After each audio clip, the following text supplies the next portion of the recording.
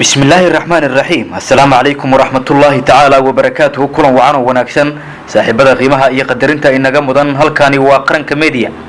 وهذا برتين وربحنا حساسية يولي بورك يقدب كجرا سوماليا وربحنا ما تنقو قادر ديك دوننا وحاي نقول إنسان هذا بمحل غفلة كرا شركة كفر ميدل كجبوتي xogo hoose oo helay qaranka media oo ku saabsan shirka iyo waliba warar hordhac oo sheegaya in shirka lagu daafuray mas'uuliyiin mugyo miisaan leh ma kamid yahay madaxweynaha Soomaaliya Maxamed Cabdullaahi Maxamed Farmaajo maxaa ka jira in shirka ay goobjoog ka yihiin midowga Yurub midowga Afrika Mareykanka dalalka Turkiga Qatar iyo waliba wadamo kale oo xiriir hoose la leh Soomaaliya marunba in wadamada taageera Soomaaliya ay shirkan soo qaban qaabiyeen maxaa la dhihi karaa haddii Ethiopia Turkiga Qatar iyo waliba Mareykanka oo intaba taageera Soomaaliya ay shirkan goobjoog ka yihiin natiijo noocee ayaa laga filan karaa Somaliland maxay uga dhigan tahay in wadamo taageera Soomaaliya ay soo qaban qaabiyaan shir lagu casuumayo mas'uuliyiinta ugu sareysa maamulka Somaliland Jabuuti maxay ku dooratay inay martigeliso shirkan oo ay dhaxdhaxaadiso Soomaaliya iyo waliba maamulka Somaliland xiriir noocee ayaa ka dhaxeeya Muuse Biixi Cabdi madaxweynaha maamulka Somaliland iyo waliba Maxamed Cabdullaahi Maxamed Farmaajo madaxweynaha Jamhuuriyadda Federaalka Soomaaliya maxaa karnuna warka sheegaya in toddobaadkiiba ay mar wada hadli jireen Muuse Biixi iyo waliba madaxweynaha Soomaaliya Maxamed Cabdullaahi Maxamed Farmaajo wararkii ugu dambeeyay ee shirka ayaan ku qaada dhigi doonaa warbixinteena maanta Mareykankana waxa uu hambalyo hordhaca ka soo saaray shirka maanta ka furmay dalkaasi Jabuuti سفارة مريكان كأي سوماليا وربحنا يعني دقيقة هنا هل كان واقرن كميديا سبسكرايب هايديا هذا الجنال كام لايك تهاي نجي اللي بنها بالشدة أوسي قيبية أو سي شير قراية أركتير النوغر هذا قيب تكومنتيجا عنكم باللون الشركة كفرمي دلكاسي جبوتي وحشركة ده فري وقد بدها مركي أوه رئيس السياسة مدحوينها جمهورية فدرالك الصومالية محمد عبد الله محمد فرماجو وحنا وكهل الأرمى مهمة وكوسابسن من نمط أمد الصوماليات waxa uu bogaday madaxweynaha maamulka Soomaaliland Muuse Biixi Cabdi iyadoo wararka hordhacay iminka soo baxay ay sheegayaan in madaxweynaha Soomaaliland in qodbada la siiyay isagana oo labada madaxweyne ay falaqeeyeen arrimo dhowr ah warar hordhacay waxay sheegayaan madaxweynaha Soomaaliland inuu dalbaday in loo madax baneeyo siyaasadda amniga dhaqaalaha iyo waliba wixii kale ee hoos yimaada maamulka Soomaaliland balse arrintan waxa ka soo horjeestay madaxweynaha Soomaaliya Maxamed Cabdullaahi Maxamed Farmaajo iyadoo labada madaxweyne maanta qodbadahooda ay ahaayeen kuwa xasaasiya oo indhaha lagu wada haayay beesha caalamka shacabka Soomaaliyeed iyo waliba dawladaha danaha Soomaaliya ay isha ku wada haayeen qodbadaha ay isdhaafsanayeen markii shirku uu furmay kadib madaxweynaha Soomaaliya Maxamed Cabdullaahi Maxamed Farmaajo iyo waliba madaxweynaha maamulka Somaliland Muuse Biixi Cabdi dhanka kale waxa shirka goobjoog ka ah oo shirka dhaxdhaxaadinaya ra'iisul wasaaraha Ethiopia Abiy Ahmed midowga Yurub oo qayb ka ah shirka midowga Afrika Mareykanka dalalka Turkiga Qatar iyo waliba wadamo kale oo xiriir hoose la Soomaaliya waxana intaba ay taageeraan arrimaha Soomaaliya haddii shirkan ay goobjoog ka yihiin Ethiopia Turkiga Qatar Mareykanka iyo waliba midowga Yurub Somaliland maxay ka filan kartaa natiijo noocee ayaa ka soo bixi karta shirkan haddaba dadka faraqeed siyaasadda ayaa waxay sheegayaan in shirkan ay soo abaabuleen dad si aad u taageersan xogaha dhabta ee ka jira Soomaaliya la socda oo ay kamid yihiin Turkiga Qatar Ethiopia Jabuuti Mareykanka iyo waliba wadamo kale waxana iminka ay doonayaan in meesha ay ka dhalato midnimada ummadda Soomaaliyeed iyadoo iminka maamulka Somaliland laga dareemayo xasarado kala duwan shacabka degan magaalada Hargeysa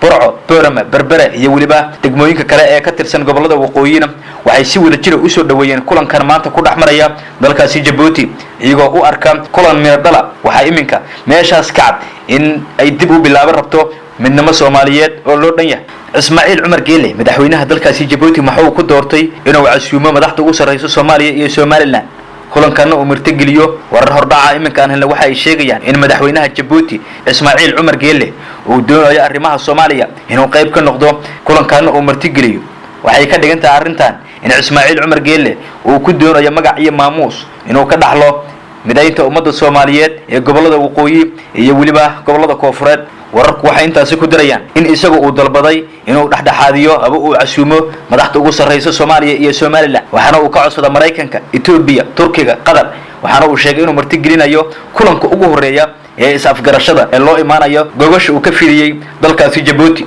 haddii ay kulmeen Muuse Biixi Cabdi Maxamed Cabdullaahi Maxamed Farmaajo madaxweynaha Jamhuuriyadda Federaalka Soomaaliya xiriir noocee ay ka dhaxeeyay kulankii ka dhacay magaalada Addis Ababa ee dalkaasi Ethiopia kadib wararku waxa intaas ku dirayaan in toddobaadkiiba ay hal saac wada qaadan jireen ay wada hadli jireen wada xiriiri jireen madaxweynaha Soomaaliya Maxamed Cabdullaahi Maxamed Farmaajo iyo waliba madaxweynaha maamulka Somaliland iyagoo ka hadli jiray arrimaha Soomaaliya iyo Somaliland midaynta labada gobol isku keenida shacabka Soomaaliyeed iyo waliba arrimo kale ee quseeya Soomaaliya xogaha uu helay qaranka media waxa intaasi ku darayaan in Muuse Biixi Cabdi uu aqbalay go'aan walba aba codsi walba ee uu soo jeediyay Maxamed Cabdullaahi Maxamed Farmaajo madaxweynaha Soomaaliya taasoo ka dhigan in xiriirkoodu uu ahaa mid aad u wanaagsan xiriir joogtana uu ka dhaxeeyay labada mas'uul wararkii ugu dambeeyay ee iminka shirka waxa ay sheegayaan in shirku albaabadu u xiran yahay balse iminka ay socdaan khudbadihii ugu horeeyay maalintii bari ah maxaa la filan karaa shirka yaa qaadan doona khudbadaha yaa la sii doona xogaha uu qaranka media hela waxa ay sheegayaan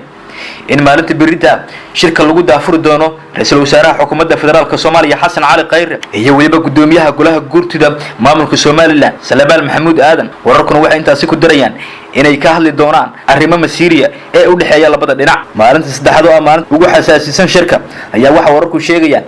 in la sii doono labada dhinac ee ahaa guddigii uu magacaabay Maxamed Cabdullaahi Maxamed Farmaajo madaxweynaha Soomaaliya ee uu magacaabay wada hadallada Soomaaliya iyo Somaliland iyo waliba guddi kale ee uu magacaabay Muuse Biixi Cabdi guddigaasoo gudoomiye u tahay gabadha lagu magacaabo Adna Aadan waxaana wararku sheegayaan in maalmaha la fuguri doono arrimo xasaasi ah oo ku saabsan waxyaabaha ay tabanayaan Somaliland oo laga dhageysan doono guddiga uu magacaabay Muuse Biixi Cabdi lamana cayimin waqtiga uu shirkan soconayo iyo inta maalin ee labada dhinac ay ku sugnaa doonaan dalkaasi Jabuuti dhanka kale qoraal ka soo baxay safaaradda Mareykanka ee Muqdisho ayaa lagu sheegay in dawladda Mareykanka